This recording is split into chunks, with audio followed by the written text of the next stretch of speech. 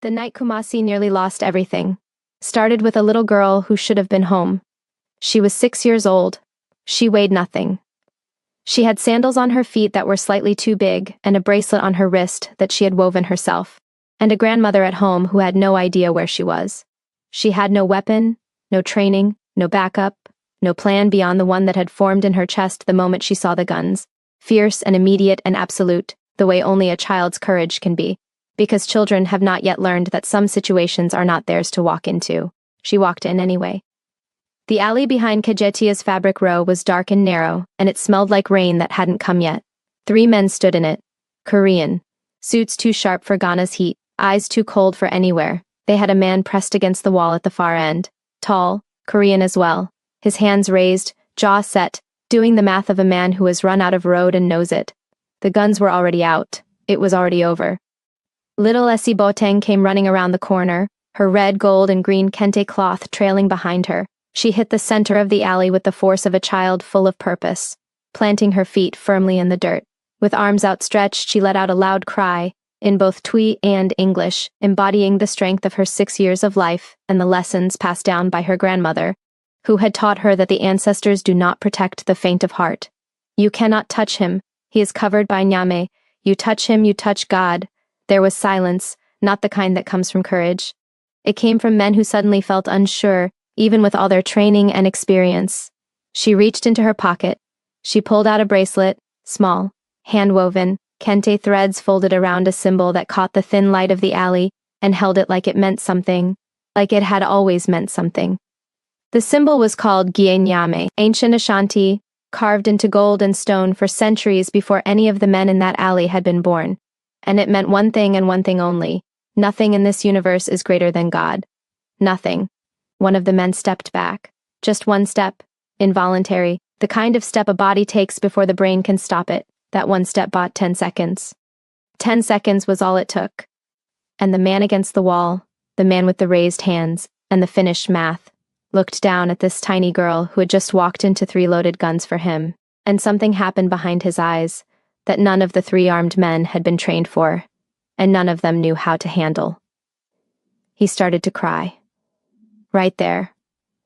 In that dark alley in Kumasi, with the guns still out, and the night still thick around them, silent tears, the kind that come from a place so deep in a man that he himself had forgotten it existed. Later, when people asked him what broke him in that moment, he would say the same thing every time. It wasn't the bracelet. It wasn't the chant. It wasn't even the courage of a 6-year-old standing between him and death. It was her eyes, the way she looked at him. Not like a man who needed saving, like a man who deserved to be saved. Like the difference between those 2 things was not his past or his sins, or the body count attached to his name, but simply the fact that he was still here, still breathing, still capable of becoming something other than what he had been. Nobody had looked at him like that in 20 years. Nobody. And that look from those eyes, in that alley, was the thing that ended Kim Jae-won's old life completely. But to understand how a Korean Mafia boss ended up in an alley in Kumasi with a 6-year-old Ashanti girl as his only protection, kindly hit the subscribe button and tell us where you are watching from. 30 days earlier, a man running for his life stepped off a plane at Kotoka International Airport with a single bag, a burner phone, and 3 different passports, none of them in his real name. He didn't know yet that the most dangerous thing waiting for him in Ghana was not the people chasing him. It was a little girl with a bracelet stall and eyes that saw straight through everything he had ever pretended to be. Her name was Essie, and she was already at the market, already weaving, already waiting, though neither of them knew it yet. Kim Jae-won had survived things that should have killed him. A bullet in Busan that missed his spine by just 4 millimeters. A car that plunged into the Han River in January with him trapped inside. 3 attempts on his life in 18 months, orchestrated by his own syndicate, each quietly denied and followed by another when the first failed. He had survived them all, not because of luck. Luck was a naive explanation for adult outcomes, but because he was precise, calculated. He had spent 20 years training his mind to process danger, the way others process breakfast, automatically, efficiently, without emotion getting in the way. He had never once in all of it been afraid, until the morning he landed in Ghana and realized that the people hunting him were not behind him anymore. They were already here. He didn't know it yet when he walked out of Kotoka Airport into the thick Accra heat and felt it hit him like a wall. The scent of red dust, street food, and something fresh and vibrant beneath it all, the country alive with energy. He didn't know it when he climbed into a taxi and gave the driver an address in Kumasi. 6 hours north, far from the capital, far from the airport cameras, far from the kind of infrastructure that Shin's people were comfortable operating in. He didn't know it when he arrived in Kumasi at dusk and checked into a guest house in Ahodwo under a name that had never existed, paid 3 weeks in cash, and sat on the edge of a narrow bed in a narrow room and listened to the city outside his window. The music, the generators, the voices, the dense living noise of a place that had no idea who he was or what he had done, and felt, for the first time in 3 years, something that was almost quiet. He didn't know it. But Shin's people were already in the city, already watching, already waiting for him to make the one mistake that every man on the run eventually made. The mistake of needing something, of wanting something, of letting something matter. They were patient. They could afford to be. He found Kejetia Market on his 3rd day, not because he was looking for it, because in Kumasi Kejetia found you. It was that kind of place, vast and magnetic, pulling everything toward its center the way a city within a city operated, on its own gravity, its own rules, its own time.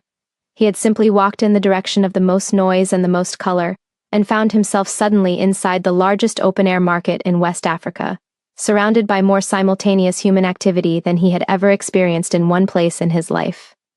Seoul was busy, Tokyo was precise, Singapore was relentless, but Kejetia was alive in a way those cities were not.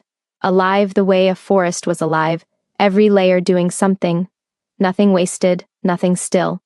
Bolts of kente fabric hung like banners from every stall, colors so saturated they almost hurt. Women moved through the crowd with entire shops balanced on their heads, navigating gaps in the massive bodies with a spatial genius that made Kim feel clumsy just watching. Everywhere, food frying, radios competing, price negotiations conducted at full volume with the passion of courtroom arguments. He walked. He had learned in his first week that walking was armor here. A moving man was a man with somewhere to be. A man with somewhere to be was a man who belonged. He was in the bracelet row when he heard her. He didn't see her first. He heard her, which was unusual because she wasn't loud. Her voice was the opposite of loud. It was the kind of voice that cut through noise not by volume but by certainty, the way a single clear note cut through static. She was talking to a customer 3 times her size, a large woman in a purple dress who was trying to pay her half price for a bracelet, and absolutely certain she would succeed. She did not succeed. The thread alone, Essie said, with a patient tone of someone explaining mathematics to a person who had chosen not to understand them, took me 40 minutes. The symbol took me 20 more. My grandmother says work that is given less than its value is work that is being insulted. I don't want to insult my work. Do you? The woman in the purple dress opened her mouth, closed it, paid full price, walked away somehow looking grateful. Kim stopped walking. He stood at the edge of the bracelet row and looked at this child, this tiny, kente-clothed, completely unbothered child sitting cross-legged on a low stool with her weaving in her lap, and her bracelets arranged in front of her with the precision of a jeweler's display. And he felt something shift in the architecture of his attention. She looked up, straight at him. 4 seconds of direct, unblinking assessment. The kind of look that did not ask permission and did not apologize for what it found. He had been looked at by dangerous men on 4 continents, and not one of them had made him feel as thoroughly examined as this 6-year-old did in those 4 seconds. Then she said, "You look like someone who needs the Gyenyame." He blinked. "What?" She pointed, without looking, at a bracelet on the far left of her display, black thread and gold, a symbol woven into its center that he didn't recognize but that seemed, in a way he couldn't explain to himself, to already belong to him somehow. Like it had been waiting. "Gyenyame," she said. "It means only God is greater than everything. My grandmother says it is the bracelet for people who have forgotten that they are not the most powerful thing in the room." She tilted her head. "You look like you have forgotten that." Kim stared at her. In 20 years, no one had spoken to him like that. Not rivals, not prosecutors, not the men who reported to him, feared him, or even those who had tried to kill him. This child had looked at him for 4 seconds and diagnosed something he had spent 2 decades making sure was invisible. "How much?" he said. 20 cetus. But first you tell me your name. My grandmother says you should always know who you are trusting your work to." "Kim," he said. She held out her hand. He paid her 30. She didn't mention the extra 10. She simply took it with the composure of someone who had expected it, slipped the bracelet over his wrist with the efficiency of someone who had done this 1,000 times, and went back to her weaving. He stood there for a moment. He didn't know why he didn't leave. He should have left. Every protocol he had, every rule he had built his survival around, said keep moving, make no connections, let nothing stick. He was a man in hiding. A man being hunted by people who understood that the fastest way to destroy someone was not to attack them directly, but to find the thing they cared about and attack that instead. He should have left. He pulled the second stool, a small one, low to the ground, angled toward her display, toward him, and sat down. She didn't look up, but the corner of her mouth moved, just slightly, just enough. "I knew you would sit," she said quietly. "How?" She was quiet for a moment, her fingers moving over her weaving, over and under, and then she said something that hit him, in a place he had not known was still open. "Because you came to the market to be around people, but you stood at the edge of every stall. You don't want to be around people. You want to be around one person who sees you." She paused. "I see you, Uncle Kim." The market roared around them. A radio played something loud and joyful. Somewhere a baby was laughing. Kim sat very still. And for the first time in 3 years, in a country that was not his, in a market he had wandered into by accident, next to a 6-year-old girl with thread on her fingers and ancient wisdom in her mouth. He felt something, small, fragile, the way the first light feels through a window you had forgotten faced east. He felt safe, which was exactly when his burner phone buzzed in his pocket. One message. No name, no number, 4 words that turned the morning to ice. "We know you're here." Kim read the message once. Then he stood up. He didn't say goodbye to Essie. Didn't look at her. Didn't do anything that would connect them in the eyes of whoever was watching. Because someone was watching, he was certain of it now, and the worst thing he could do in this moment was hand them a reason to look at the small girl on the stool behind him. He just walked into the market crowd, head level, pace steady, the practiced invisibility of a man who had spent 20 years making sure that when danger arrived, he was already somewhere else. He made it exactly 11 steps. The first man came from the left. He didn't announce himself, didn't slow down, just materialized out of the market crowd the way trained people materialized, suddenly, completely, already in motion, and the thing in his hand was small and dark and pressed into Kim's ribs before Kim's next breath had finished forming. "Walk," the man said. In Korean, quiet as a confession. Kim walked. The second man fell into step on his right. Same build, same dead eyes, same specific blankness of face that came not from stupidity, but from the complete professional separation of action, from feeling. Men who had been trained to do things without experiencing them. Between them, Kim was just a man walking through Kajetia Market on a Tuesday morning. Nothing to see, nothing to stop for, just 3 men moving together through the crowd, close as friends, unhurried as people with nowhere important to be. Except the thing in Kim's ribs. Except the alley opening up ahead of them. Narrow, dark. The kind of alley that existed in every market in the world for the same reason. The reason that had nothing to do with commerce. He could fight. He ran the calculation in under 2 seconds. The positions, the angles, the crowd density, the distance to the alley entrance, the question of whether the third man was already inside waiting or still somewhere in the market behind them. He ran it clean, and the answer came back the same way it always came back when the numbers were genuinely bad. Not yet. Not here. Not in a crowd where the variables were this wrong. He walked into the alley. It happened fast after that.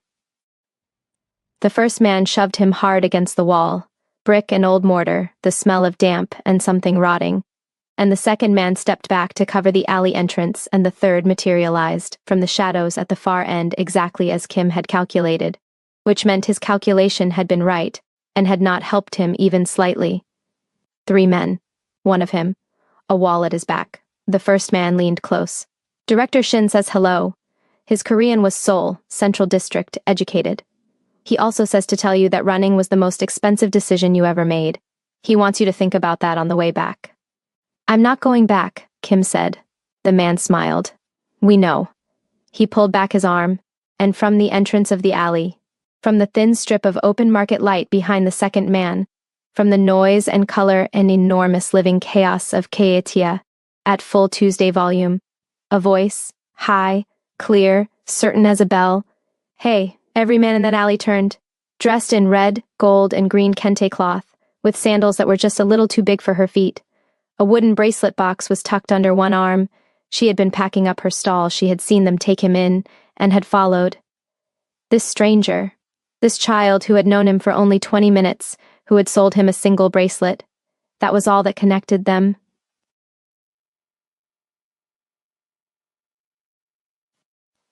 Covering the entrance, actually stepped aside. Not intentionally, his body simply moved before his brain issued the instruction, the involuntary yielding of a person confronted with something that did not fit any category of threat he had been trained to handle. Essie walked past him like he was an object. She stopped in the center of the alley, planted her feet, looked at the three men, and then at Kim against the wall, and then back at the three men with an expression that had absolutely no business on a 6-year-old face. Not fear, not confusion, not the frozen panic of a child who had walked into something terrible by mistake. Calm, furious, decided, like she had already lived through this moment, and come back specifically to change how it ended. Leave him, she said. The first man stared at her. Then he laughed, short and sharp, the laughter of someone who has been briefly surprised and is covering it with contempt. Little girl, go back to your stall. Leave him, she said again. Same volume, same certainty, unmoved. Essie, Kim's voice was low and urgent against the wall. Go, right now, go back to the market. She did not look at him. She placed her bracelet box on the alley floor with the gentle care of someone handling something valuable. Reaching inside, she pulled out a small item, lifting it with both hands to the dim light of the alley. It was a hand-woven piece, kente threads wrapped around a symbol that captured the faint light and held it. The Gie Nyame bracelet. Not the one she had sold Kim. Another one, identical. As if she had made two. As if something in her had known, when she woke up that morning and sat down to weave, that she would need it before the day was finished. She began to speak. Not in English, in Twi, deep, rhythmic, the cadence of something very old, the kind of language that did not get spoken so much as invoked, the way her grandmother had taught her on mornings when the world felt thin and the ancestors felt close. Her voice filled the alley with a sound that had no business in a dark, narrow space between crumbling walls. Too large for it, too old for it. A sound that seemed to come from somewhere below the ground and above the sky simultaneously. The ancestors walk with the pure-hearted. What is covered by Nyame cannot be touched by men.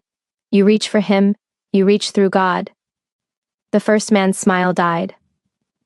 The second man took a step back. He didn't decide to. His legs simply moved, the animal part of him responding to something the professional part had no vocabulary for. The third man, the one from the shadows, went completely still, and then Essie did something none of them expected. She walked forward, straight toward the first man, the one closest to Kim, the one with the weapon. She walked toward him the way you walk toward a fire you intended to put out, without slowing, without flinching, until she was standing directly between him and Kim, with her arms spread wide and the Gie Nyame bracelet raised in her fist, and her small body, the only thing separating a Korean Mafia enforcer from his target. You will not touch him, she said. There was silence, the kind of silence that had weight. This 6-year-old stranger who had followed 3 armed men into an alley for a person she had known for 20 minutes, who was standing in front of a weapon with her arms spread like she was trying to block out the sun, who was not shaking, not even slightly, and whose eyes held something that none of the 3 trained professionals in that alley had encountered before, in all their years of dark rooms and dark work. Absolute, unconditional, irrational, courage. The first man's hand, the one with the weapon, dropped 2 inches. He didn't decide to lower it. It simply lowered. And in that moment, that single fractured moment of a professional killer standing helpless in front of a child's outstretched arms, Kim moved. He moved like water rushing through a broken dam. Not a decision, but a release. Everything held back by calculation, protocol, and the not yet spilling out all at once. In 2 steps, he took down the first man, a single, precise strike. The weapon was gone before the man's body even realized what had happened. The second man came off the wall, and Kim met him halfway. It was fast, brutal, and efficient. The violence of someone who had learned it not for sport, but for survival, with no interest in it beyond its purpose. The third man ran. Kim let him run. He stood in the alley breathing hard, the 2 men on the ground, the thin market light cutting in from the entrance behind Essie, who had not moved, who was still standing with her arms spread, and the bracelet raised, still in position, as if her body had not yet received the message that it was over. Kim walked around in front of her, crouched down to her level. She was staring straight at him, her arms still out, her jaw set, and she wasn't shaking, but her eyes up close told a different story. Not fear exactly, something close to it, the feeling that lived right next to courage, the thing that made courage so difficult. "Essie," he said quietly. She looked at him. "You can put your arms down," he said. She looked at the bracelet in her raised fist, then at him. Slowly, she lowered her arms, like someone carefully dismantling something. She sat down on the alley floor, right where she stood, and took one long, steady breath. Kim sat down across from her. They were on the floor of a dark alley in Kajetia, with 2 unconscious men nearby, and the market roaring 40 feet away, and the whole enormous indifferent world continuing without them. "You followed me," he said. "Yes," she said. "You don't know me. I know your bracelet," she said. "Gai nyame. I made it. What I make is my responsibility." She looked down at the bracelet still in her hand. "My grandmother says you are responsible for what you send into the world. I sent that bracelet into the world with you wearing it." "So?" She shrugged, the smallest shrug, the most 6-year-old gesture she had made in the entire extraordinary morning. "I am responsible."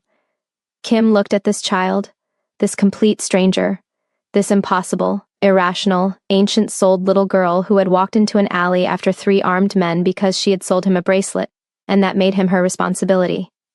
He felt something happen in his chest that he had no architecture for, no category, something that had no name in Korean or English, or any language he had ever been taught. The specific feeling of being seen and claimed and protected by someone who had absolutely no reason to do any of those things and had done them anyway. He had ordered 17 deaths. He had never once, in all of it, had anyone stand in front of a weapon for him. "What is your name?" he asked. As if he didn't know, as if he needed to hear her say it right now, in this alley, on this floor, in this moment. "Essie," she said. "Essie Boteng." He nodded slowly. "Essie Boteng," he said. "I am Kim Jae-won." She looked at him. Something moved across her face. Quick, complicated. A recognition that did not make sense for someone who had never heard his name before, like the name had landed somewhere in her and found a space that was already shaped exactly like it. "Uncle Kim," she said finally, as if she had been calling him that for years. From somewhere deep in the market, a radio played something slow and warm, and completely inappropriate for everything that had just happened. Kim looked at the bracelet she was still holding, the second Gai Nyame, the one she had brought into the alley. "You made 2, he said. She looked down at it. "My grandmother always says," she paused, chose her words, "make 2 of the things that matter, one for the person who needs it, one for the moment when the person who needs it again." She held it out to him. He took it. And outside the alley, pressing himself flat against the market wall with his phone already to his ear, the third man, the one Kim had let run, was speaking in a fast, tight voice to someone on the other end of the line. Kim looked at her for a long moment. The alley was quiet now, the 2 men on the ground, the market noise pouring in from 40 feet away like nothing had happened, like the world had not just been rearranged by a 6-year-old girl with a bracelet and a chant. The Boteng compound was 20 minutes from the market on foot, through the dense residential streets behind Kajetia, where the houses sat close together, and the compounds opened onto shared courtyards, and the smell of cooking came from every direction. Essie walked with the certainty of someone who had made this journey 10,000 times, cutting through narrow passages and ducking under low-hanging laundry, and greeting 3 different people by name without slowing down. Kim kept pace and kept his eyes moving. The third man was somewhere behind them, not close. He would have felt close, but somewhere. Regrouping, reporting, buying time for whatever came next to be arranged. They had maybe 2 hours, possibly less. Essie pushed open a blue-painted gate, and they were inside. A small compound, swept clean, a garden along one wall with something growing in it that Kim didn't know the name of, a porch with 2 wooden chairs and a small table, and on one of those chairs, straight-backed and still, as someone who had been waiting long enough, that waiting had become simply another form of existing. An old woman. She looked at Kim the moment he came through the gate. Not with surprise, not with alarm, with the steady measuring look of someone who had been told to expect something and was now confirming that what had arrived matched the description. Then she looked at Essie. Her eyes moved across, her granddaughter from head to foot. One long sweep, checking, cataloging, the fierce invisible audit of a woman who loved something more than her own life, and needed to confirm it was intact. She found the alley dust on Essie's kente cloth. Her jaw tightened. "Come here," she said quietly.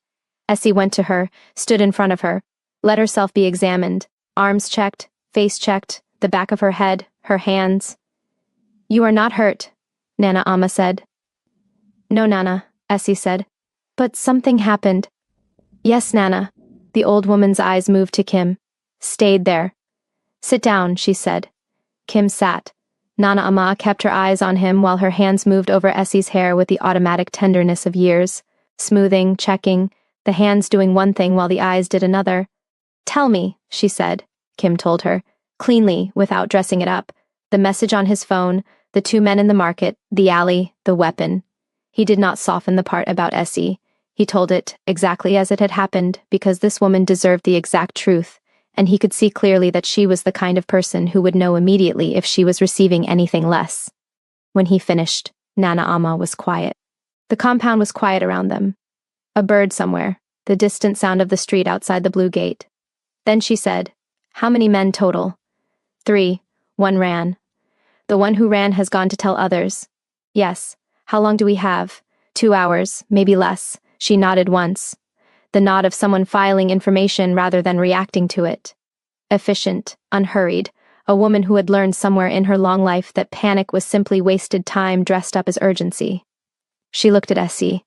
"Go inside," she said. "Change your cloth. Bring the bag from under my bed, the blue one. Don't open it, bring it to me." Essie went inside without a word. Nana Amma looked at Kim. "You are going to tell me," she said, "that you are sorry, that you did not intend for my granddaughter to be involved, that you will fix this." She paused. "Don't. I am not interested in what you intended. I am interested in what you are going to do." Kim looked at this woman. "I am going to move you both tonight," he said, "somewhere they don't know. I have money and I have contacts, and I will not leave until you are somewhere safe. And then I will deal with the people who sent those men. Deal with them," she repeated, flat, testing the weight of the phrase. "End it," Kim said, "so they have no reason to look for you anymore." Nana Amma studied him for a long moment. "My granddaughter walked into an alley after 3 armed men," she said, "for a stranger." Something moved through her expression, complex and deep, grief and pride so tangled together they had become the same thing. "I did not teach her that. I taught her courage, but I did not teach her that specific kind of courage." She paused. "Do you know why she did it?" Kim said nothing. "Because she said you had sad eyes," Nana Amma said. "She told me the first morning she sold you a bracelet. She came home and she said, 'Nana, there is a man at the market with sad eyes who paid me 30 sedis for a 20% seti bracelet, and I think the ancestors sent him.'" The old woman's voice was entirely steady. "I told her to mind her business. She said the ancestors don't send people so you can mind your business." Kim looked down at the Gye bracelet on his wrist. "She made you a second one," Nana Amma said. "I saw her weaving it last week. She thought I didn't notice." There was a pause. "I notice everything." AC came back through the door with a blue bag and set it carefully in her grandmother's lap. Nana Amma put her hand on top of it. Did not open it. Looked at Kim. "There is one thing I need to know," she said, "before I take my granddaughter and go anywhere with you." Her eyes were direct and absolute.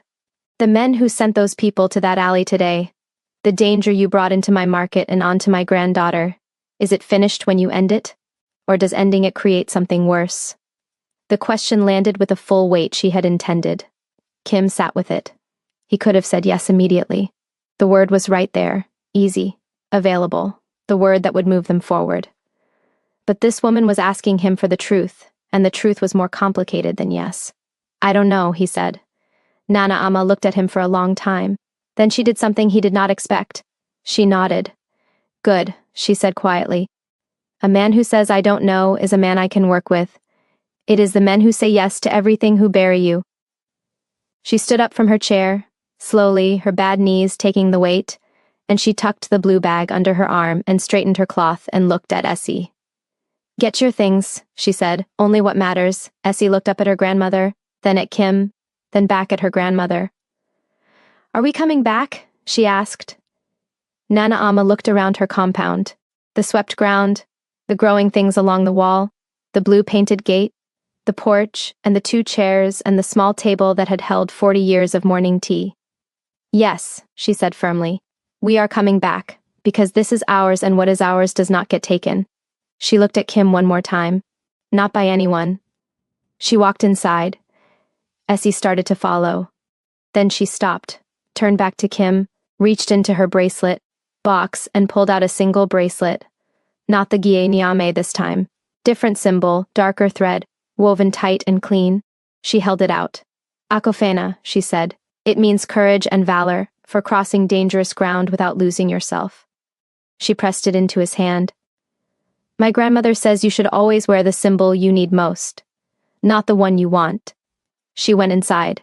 Kim sat alone in the small compound with 2 bracelets on one wrist, and the evening light coming down gold over everything, and somewhere out in the city, a phone ringing in the pocket of a man who had run from an alley, and was about to make everything considerably worse. He looked at the Akofena bracelet in his palm, put it on and stood up. They left at nightfall. No bags that looked like bags, no movement that looked like movement. Nana Amma had wrapped everything that mattered into a single cloth bundle the way market women wrapped things, compact, anonymous, the kind of bundle that 1,000 women in Kumasi were carrying at this exact hour on this exact street. Essie had her bracelet box under her arm. Kim carried nothing except what was already in his pockets and what was already on his wrists. They walked, not fast, not slow. 3 people going somewhere ordinary in the ordinary Kumasi night. The old woman and the child and the man, nothing remarkable. The city receiving them without comment, the way the city received everything. Kim had made 1 phone call while Essie and Nana Amma were inside preparing. A man named Samuel, Accra-based, Korean Ghanaian, 30 years in the gray spaces between legal and otherwise, a debt between them that had been sitting uncollected for 4 years. Kim had collected it in 2 sentences, an address, a house in a quiet residential street in the Nyeso neighborhood, far enough from Kajetia that it wasn't on any map of Kim's known movements, close enough that Nana Amma's knees could manage the journey without complaint. Samuel had said yes before Kim finished asking. That was what a real debt felt like. They were 40 minutes from the house when Kim felt it. Not a sound, not a face, just the texture of the night changing around them, the specific atmospheric shift of a space that had been ordinary becoming a space that was being watched. He had felt it in the market 3 weeks ago and ignored the full weight of it. He did not ignore it now. He touched Nana Amma's arm lightly. She felt it too. He could tell by the way her stride didn't change, not faster, not slower, but something in the quality of it shifted. The walk of a woman who had just received information and was processing it without showing that she had received it. How far? She said quietly, not looking at him. 10 minutes. How many behind us? He didn't ask how she knew there was someone behind them. At least 2, possibly more hanging back. She made a small sound. Not fear. Assessment. Essie, she said. Same quiet voice, same unchanged pace. You remember Auntie Efwa's house? The one with the yellow wall and the generator that sounds like an old man arguing. Yes, Nana. Go there now, knock twice then once. Tell her Nana Amma says the soup is ready. She will know what it means. Don't run. Essie looked up at her grandmother. 1 second. Just one. Where the 6-year-old was visible underneath everything else. The 1 second of wanting to stay. Of not wanting to walk away from the 2 adults she was being asked to trust with themselves. Then it passed. She looked at Kim. He looked at her. Go, he said quietly. She went. Same pace as her grandmother had instructed. Not running, just a child heading somewhere with purpose. The city absorbing her into its evening without a second glance. Kim watched her turn the corner and disappear, and then he turned his attention fully to the street behind them. Nana Amma kept walking. You don't have to stay with me, Kim said. I am an old woman walking to my friend's house at night, she said. There is nothing suspicious about that. whereas a Korean man standing alone on a residential street in Kumasi at 9 o'clock. She let the sentence complete itself. She was right, they walked. The two men came off the street 30 seconds later, not from behind, which told Kim they had called ahead, which told him there were more than two, which told him the man who had run from the alley had made a very thorough phone call. They stepped out of a parked car on the left side of the road, with the unhurried confidence of people who believed the numbers were in their favor. Different men from the alley, older, the kind of professional that made the first two look like a rehearsal. One of them looked at Nana Ama. "You can go," he said. His English was flat and accented, dismissive, the particular dismissiveness of men who only saw what they had been trained to see as a threat. Nana Ama stopped walking. She turned and looked at the man with the full concentrated weight of someone who had been through enough in 70 years of living that a man stepping out of a car on a dark street ranked somewhere in the lower half of things she had survived. "Young man," she said, "you are standing in front of me." The man blinked. "Move," she said. He actually hesitated, which was extraordinary, which was Nana Ama being exactly who she was, which was the kind of person who made hesitation happen in people who had been professionally trained not to hesitate, but only for a second. His eyes went back to Kim, and the second man moved right, and the geometry of the street became suddenly and completely unfavorable, and Kim did the calculation under a second, and found the same answer he always found when the numbers were genuinely bad. Move first. He moved. The first man was good, fast, trained, the kind of fighter who had done this enough times that his body knew the patterns before his mind issued instructions. He took Kim's first strike without going down, which meant this was not going to be the clean, efficient 30 seconds the alley had been. This was going to be ugly, prolonged, and loud, and Kim had wanted none of those things on a residential street with Nana Ama standing 8 feet away. The second man came from the right. Kim took a hard blow to the ribs, a hit that would leave a mark for days. He used the force of it to drive his elbow back with full strength, feeling the impact as the second man went down. But the first man was already back on his feet, and now there was a third, emerging from further down the street. The situation had just escalated, as these things often did. He was managing it, barely, keeping himself between them and Nana Ama, keeping the geometry from becoming something unrecoverable. And then the third man got past him, got to Nana Ama, grabbed her arm. She looked down at his hand on her arm. Then she looked up at his face. And she said something in Twi, low, fast, and absolute, the voice she had used her whole life to mean the thing she was about to say was the last thing she would say on the matter.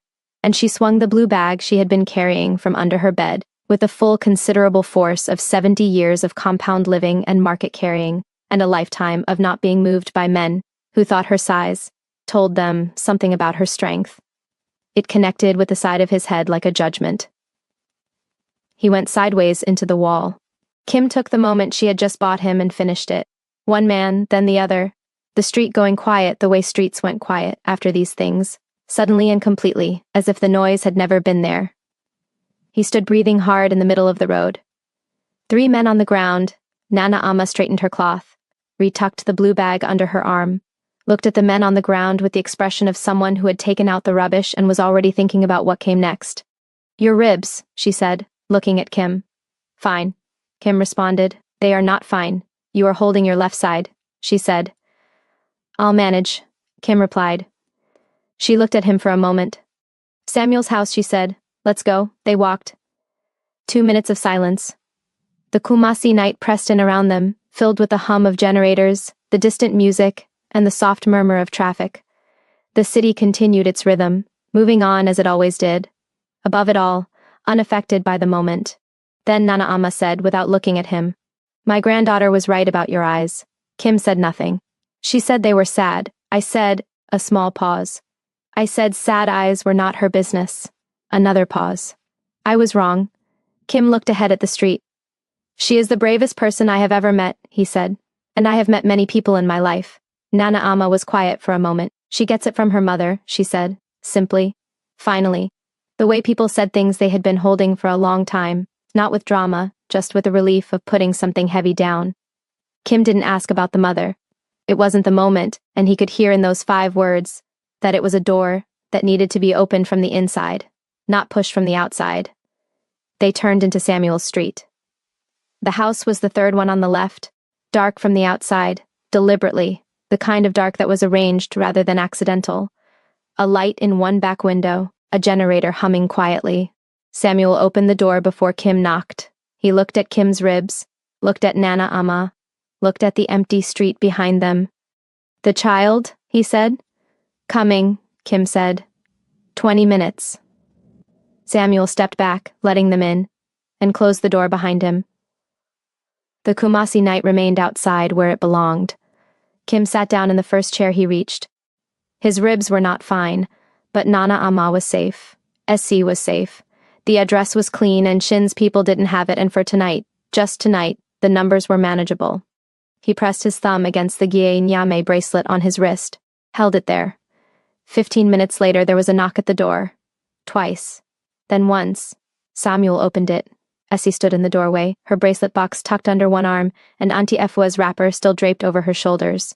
She glanced quickly from Samuel to Kim to her grandmother, doing a swift check as if confirming the count was right. Everyone present, everyone safe. Her eyes stopped on Kim's left side, on the way he was sitting. She crossed the room and stood in front of him, studying his face for 4 silent seconds. Then, without a word, she opened her bracelet box and pulled out 2 items, a small roll of clean thread, and a bracelet she had clearly been working on for a while. It was nearly finished, the symbol in the center tight and precise. She held it up. "Nyamedua," she said, "the tree of God. It means you are in a place of safety and protection." She looked at him. "You need it more than the person I was making it for." She put it on his wrist. 3rd bracelet now, 3 symbols, the full weight of everything she had decided he was worth. Woven into thread, and pressed onto his skin by the small certain hands of a child who had walked into an alley for him, and hit a man with a blue bag for him, and was now sitting cross-legged on Samuel's floor next to his chair, like she had simply decided that was where she was supposed to be. Kim looked at the 3 bracelets on his wrist. He had spent 20 years building walls.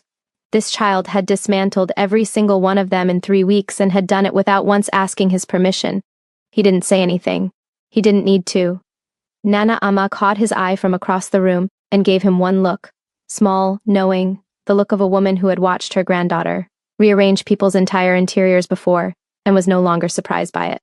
Kim looked back down at the bracelets. Tomorrow Shin was coming. He could feel it the way he felt everything inevitable, already present, just not yet visible. Tomorrow the men on the ground in that street would be found and reported, and Director Shin would stop sending advance teams and come himself, because that was what Shin did when things stopped going according to plan. He came himself. Tomorrow was going to be the hardest thing, but tonight. Essie sat on the floor beside him, weaving something new in the lamplight. Her fingers moved with a steady rhythm, over and under, the soft motion filling the room. Nana Ama sipped tea that Samuel had made without being asked. The blue bag rested on the table, the door was locked, and the 3 bracelets on his wrist were the only armor he needed. Tonight was enough. He closed his eyes, and for the first time in 20 years, Kim Jae-won slept without listening for the door. Shin arrived at noon, not with an army. That was the thing about Director Shin that people always misunderstood. They expected spectacle, expected the full weight of the syndicate descending on a location like a storm. Shin didn't operate that way. Shin operated the way a scalpel operated, precise, minimal, final. He came with 2 men, just 2. But they were the 2 that Samuel, when he saw them through the window, took one look at and stepped back from without saying a word, the kind of 2 that made everything else that had come before feel like a warning shot. Kim was already standing when Samuel turned from the window. "How long?" Kim said. "They're at the gate now, no time." Kim turned to the room. Nana Ama was already up from her chair, not scrambling, not panicking, up with the calm efficiency of someone who had made peace with difficult mornings a long time ago. Essie was on her feet beside her grandmother, bracelet box in her hands, eyes on Kim. "Samuel," Kim said, "back door. Take them to Auntie Efua's, don't use the main street." Samuel was already moving. Nana Ama looked at Kim. "You are not coming," she said. Not a question. "No." She looked at him for a long moment, then she did something he did not expect. She crossed the room to him and took his face in both her hands the way grandmothers held things they were not willing to lose. And she looked at him with those 70 years of knowing, and she said, "You did not cause this. You came here running from it. There is a difference." She released him, straightened. "Finish it cleanly." She walked to the back door. Essie didn't move. "Essie." Kim's voice was firm. Go with your grandmother. I know, she said, but she stayed one more second, just one, and she looked at him with everything she was, this child, this impossible ancient-souled child, and she reached into her bracelet box one final time. She pressed something into his hand. He looked down. The Sankofa bracelet, the one she had kept under her cloth for days, the one she had pressed into his hand in the market the morning everything started. Half finished then, finished now, completed sometime in the night while he had slept, her hands working by lamplight, over and under, until it was whole. For people who are not finished yet, she said. She looked at him one last time. Then she followed her grandmother out the back door, and Samuel pulled it shut behind them, and they were gone. Kim stood alone in the room. He looked at the 4 bracelets on his wrist. Then he opened the front door and walked out to meet Shin. Shin was standing in the middle of the street, 55 years old, gray at the temples, a face that had been still for so long it had forgotten how to arrange itself into anything other than assessment. He was dressed plainly. No theater, no performance. Just a man standing in a residential street in Kumasi in the noon heat, his 2 men flanking him at a distance, looking at Kim with the expression of someone who had been waiting for a long time, and had found waiting neither difficult nor interesting. They looked at each other across 15 feet of sunlit road. 20 years between them. 20 years of orders given and received, of rooms shared and decisions made, of a life that Kim had built inside the syndicate the way a man built inside a country. So completely that leaving felt like exile even when the country was destroying you.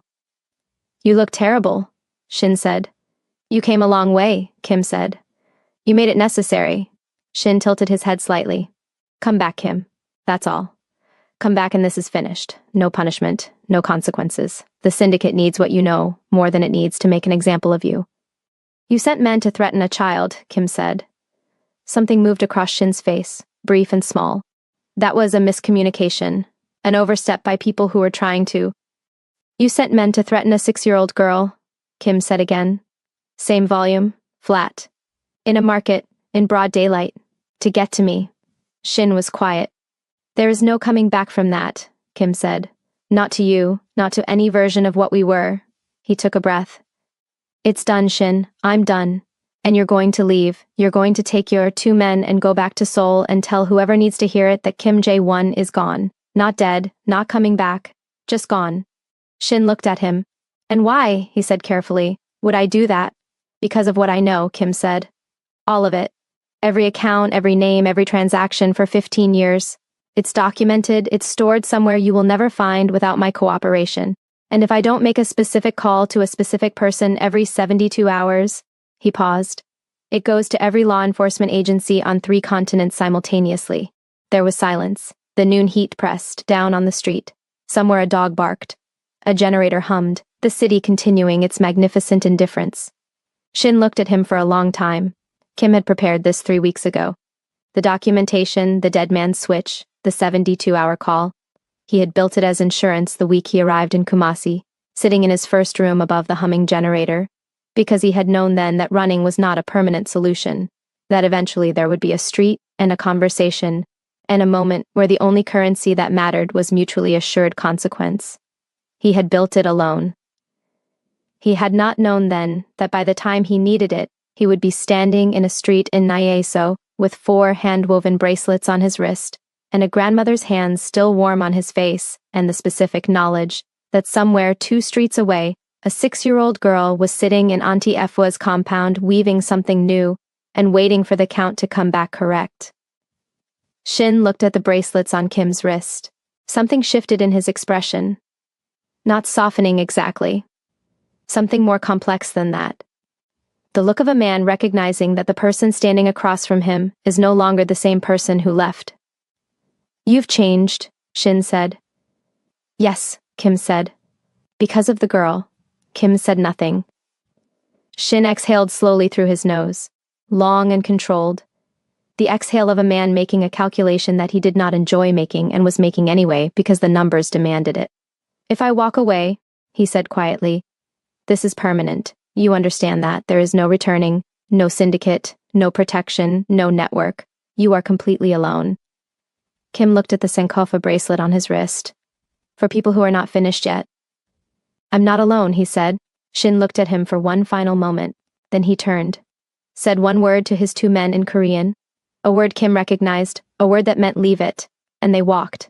Down the street, around the corner, the sound of a car starting, the sound of it pulling away, and then just the street and the heat and the dog somewhere, and the generator and the city going on over the top of everything the way it always had. Kim stood in the middle of the road until the sound of the car had completely gone. Then he stood there a little longer, not because he was afraid they were coming back. Because he needed a moment, just one moment, to stand inside the fact that it was over. That 20 years had just ended on a residential street in Kumasi in the noon heat between two men and no weapons, and 4 hand-woven bracelets. The thing he had spent 3 years running from had not been defeated by strategy, violence, money, or any of the tools he had spent a lifetime relying on. It had been defeated by a 6-year-old girl who had decided he was her responsibility. He walked back to Auntie Efwa's house, knocked twice. Then once. The door opened, and Essie was there. She had clearly been standing close to it, close enough to hear the knock the moment it came, and she looked at his face for the 4 seconds, and whatever she found there made her shoulders drop slightly. The small visible release of a child who has been holding themselves braced for something terrible, and has just been told it isn't coming. She stepped back and let him in. Nana Amma was at the table. She looked up, read him the same way her granddaughter read him, completely, immediately, without requiring explanation. It's done, he said. She nodded once.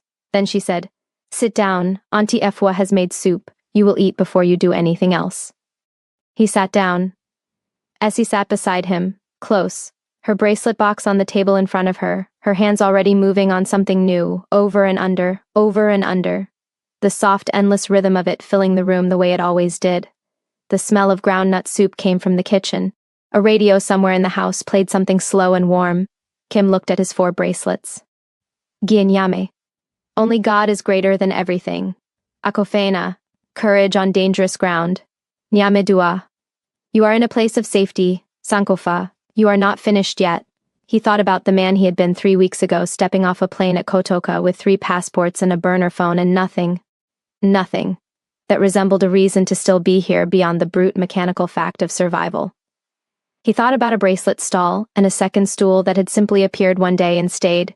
He thought about an alley and small arms spread wide, and a voice too large for its body saying, You cannot touch him, to men who had every reason to laugh and had not laughed.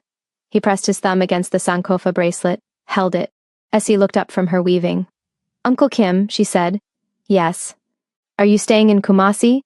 He looked at her, at this child who had rearranged everything, every wall, every calculation, every careful architecture of a man who had spent 20 years making sure nothing could reach him, and had done it without asking his permission, and without appearing to notice that it was extraordinary. Yes, he said. She nodded, as if this was the correct answer, as if she had known it before she asked and had asked anyway, because some things needed to be said out loud to become real. She went back to her weaving, over and under, over and under. Outside, Kumasi went about its afternoon, loud and alive and completely indifferent to the fact that something had ended in it today and something else had begun. The market was open, the radio played, the groundnut soup was almost ready, and a Korean Mafia boss who had arrived in Ghana with nothing sat at a table in a small house with a grandmother and a child and felt, fully, finally, without the glass of survival between him and the feeling, human. 1 year later, Kim Jae-won opened a school, not a large one, not the kind of thing that made newspapers or required speeches from officials. A single building on the edge of the Boteng compound, clean walls, good light, 12 desks, a kente weaving workshop along the back wall that Nana Amma had designed herself, and that she ran every Saturday morning with the iron curriculum of someone who believed that what the hands knew, the soul kept. He named it after no one. Essie had opinions about this. It should have a name, she said. They were sitting on the compound porch on the morning of the opening, just the two of them, early, before anyone else arrived, the way they had taken to sitting in the morning since Kim had moved into the small house 2 streets away, that Samuel had found him, and that Nana Amma had inspected and approved with 3 suggestions for improvement that Kim had implemented immediately. What name? He said. She thought about it with the seriousness she brought to everything. Sankofa, she said finally. He looked at her. Because it is for people who are not finished yet, she said simply. All children are not finished yet. That is the whole point of them. Kim looked at the building, at the clean walls and the good light and the 12 desks and the kente workshop along the back wall. Sankofa, he said. Yes, okay. She nodded, satisfied, and went back to her weaving. A new piece, something large and complex that she had been working on for weeks. The pattern more intricate than anything she had attempted before. The kind of work that required the full attention of both hands and the mind behind them. Kim watched her hands move, over and under, over and under. He was wearing all 4 bracelets. He always wore all 4. People asked him about them sometimes, Samuel's contacts, the local officials he had navigated in setting up the school, the occasional person who noticed 4 hand-woven bracelets on a Korean man's wrist and found it worth a question. He always said the same thing. A friend made them for me. And Essie, if she happened to be nearby when he said it, would look up from whatever she was weaving and correct him in the same calm, certain voice she used to explain Adinkra symbols to anyone who would listen, not a friend, and she would go back to her weaving. And Kim would go back to whatever he was doing. And the word she had used instead would sit in the air between them, warm and permanent and requiring nothing further, the way the best things required nothing further. Family.